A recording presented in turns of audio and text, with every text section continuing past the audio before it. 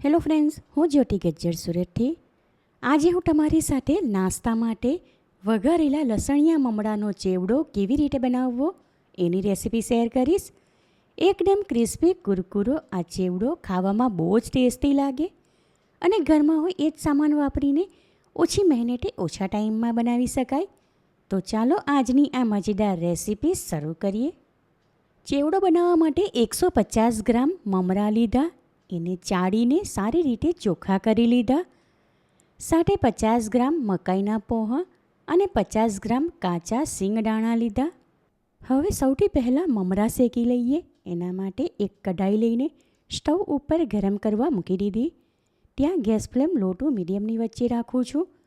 કઢાઈ મોટી સાઇઝની છે માટે બધા જ મમરા એમાં એકસાથે લઉં છું. કઢાઈના તળિયા સુધી ટવેટો ફેરવીને મમરા શેકી લઈએ. 4થી 5 મિનિટ માટે કન્ટિન્યુ હલાવતા રહીને મમરા શેકી લીધા એટલે આવા ક્રિસ્પી કુરકુરા થઈ ગયા. હવે એને કઢાઈમાંથી એક બીજા વાસણમાં કાઢી લઉં છું અને અહીં એક બીજી કઢાઈમાં થોડું તેલ લઈને ગરમ કરવા મૂકી દીધું. તેલ ગરમ થાય ત્યાર પછી એમાં મકાઈના પૌવા થોડા લઈને ફ્રાય કરી લઈએ. કઢાઈમાં નાખતાની સાથે તરત જ મકાઈના પૌવા ખીલી જાય એટલું તેલ ગરમ હોવું જોઈએ. થોડા કરીને બધા જ મકાઈના પૌવા ફ્રાય કરી લીધા. હવે 50 ગ્રામ આવા ત્રિકોણ ફ્રાયમ્સ લીધા, એને ફ્રાય કરી લઈએ. એના માટે કઢાઈમાં જે તેલ છે એ જ વાપરશું. તેલ ગરમ છે માટે એમાં થોડા ત્રિકોણા નાખીને ફ્રાય કરી લઈએ. ફ્રાયમ્સને બંને સાઈડથી પલટાવી હલકો અમસ્તો એનો કલર બદલાય ત્યાં સુધી ફ્રાય કરી લઈશું. ફ્રાય કરેલી બધી જ સામગ્રી હમણાં એક વાસણમાં ભેગી કરશું. ટ્રાયંગલ ફ્રાય થઈ ગયા તો હવે આ જ તેલમાં સિંગદાણા ફ્રાય કરી લઈએ. સિંગદાણાને ડાયરેક્ટ તેલમાં નાખવાના બદલે જારીમાં લઈને ફ્રાય કરી લઉં છું.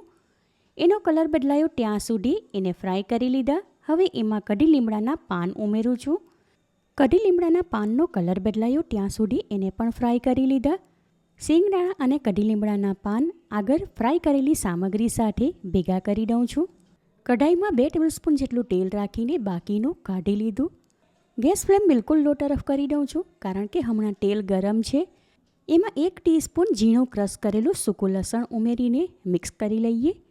સાથે એમાં 1/3 ટીસ્પૂન જેટલી હિંગ, 1/3 ટીસ્પૂન હળદર અને 1/4 ટીસ્પૂન કાશ્મીરી લાલ મરચું ઉમેરીને મિક્સ કરી લઈએ.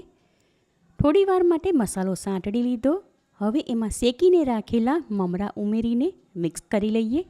સ્વાદ પ્રમાણે આમાં અડધી ટીસ્પૂન મીઠું ઉમેરું છું કારણ કે આ મમરા સોલ્ટેડ છે માટે એ પ્રમાણે ઉમેરવું. મમરા પહેલેથી જ શેકી લીધા હતા અને મસાલો પણ તેલમાં શેકી લીધો માટે મમરા સાથે મસાલો સારી રીતે મિક્સ કરી લઈએ. મમરાને વધારે શેકવાની જરૂર નથી, નહીં તો એમાં મસાલો છે એ બળી જાય. આ રીતે વઘારેલા મમરા પણ ખાવામાં બહુ જ ટેસ્ટી લાગે. હવે અહીં ગેસ ફ્લેમ ઓફ કરી દઉં છું અને આગળ ચેવડોમાં નાખવા માટે એક ઇન્સ્ટન્ટ મસાલો બનાવી લઈએ. એના માટે એક નાની સાઇઝની વાટકી લીધી, એમાં 1 ટીસ્પૂન કાશ્મીરી લાલ મરચું લઉં છું. સાથે એમાં અડધી ટીસ્પૂન ચાટ મસાલો, સ્વાદ પ્રમાણે અડધી ટીસ્પૂન મીઠું અને 1/2 ટીસ્પૂન જેટલી હળદર ઉમેરીને દરેક મસાલા સારી રીતે મિક્સ કરી લઈએ. ઇન્સ્ટન્ટ મસાલો તૈયાર છે. હવે શરૂઆતમાં જે સામગ્રી ફ્રાય કરી હતી એને એક વાસણમાં ભેગી કરીને રાખી હતી. એમાં ઉપરથી આ મસાલો નાખીને સારી રીતે મિક્સ કરી લઈએ. ત્યાર પછી આ સામગ્રી મમરા વઘારીને રાખ્યા હતા એમાં ઉમેરીને મિક્સ કરી લઈએ. આમાં ટ્રાયંગલને હાથ વડે થોડા ક્રશ કરી લઉં છું. બાકી બચેલો મસાલો પણ આમાં ઉમેરીને સારી રીતે મિક્સ કરી લઈએ. હવે આ ટાઈમ પર ચેવડો એકવાર ટેસ્ટ કરી લઉં છું. સ્વાદ પ્રમાણે આમાં મીઠું ઓછું લાગે છે માટે 1/3 ટીસ્પૂન જેટલું ઉમેરું છું. આમાં કાશ્મીરી લાલ મરચું વાપર્યું એટલે ચેવડો એકદમ મસ્ત લાલ કલરનો દેખાય છે. તીખો જરા પણ નથી, છોકરાઓ આરામથી ખાઈ શકે એવો છે. આમાં અડધો કપ જેટલા મારવાડી તીખા ગાંઠિયા ઉમેરું છું. તમારે આના બદલે મોળા ગાંઠિયા ઉમેરવા હોય તો ઉમેરી શકાય. ચેવડો તૈયાર છે, એને એક એરટાઇટ ડબ્બામાં ભરી દઈએ. ક્રિસ્પી કુરકુરો વઘારેલા લસણિયા મમરાનો ચેવડો તૈયાર છે. ચેવડો એકદમ ટેસ્ટી ચટપટો બન્યો. એકવાર આ ચેવડો બનાવીને એક એરટાઇટ ડબ્બામાં ભરી દઈએ તો મહિના સુધી ખાવા માટે લઈ શકાય, બિલકુલ ખરાબ ન થાય. આ રીતથી તમે વઘારેલા લસણિયા મમરાનો ચેવડો બનાવશો તો ગેરંટી સાથે કહું, ઘરમાં નાના મોટા બધા જ વખાણ કરીને ખાશે. ચેવડો એટલો ટેસ્ટી અને કુરકુરો છે કે જાણે ખાયા જ કરવાનું મન થાય. આવો નાસ્તો ઘરે બનાવવામાં આવે તો છોકરાઓને પણ ખાવાની મજા પડી જાય. માટે આ રેસીપી તમે જરૂરથી ટ્રાય કરો. તમે મારી રેસીપીઓ ક્યાંથી જુઓ છો અને કેવી લાગી એ કમેન્ટ કરીને જણાવો. રેસીપી પસંદ આવી હોય તો વિડીયોને લાઇક કરીને વધારેમાં વધારે શેર કરો.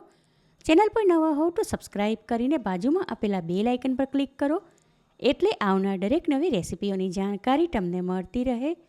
ફરી મળીશું એક નવી રેસીપી સાથે. Eat healthy and stay healthy.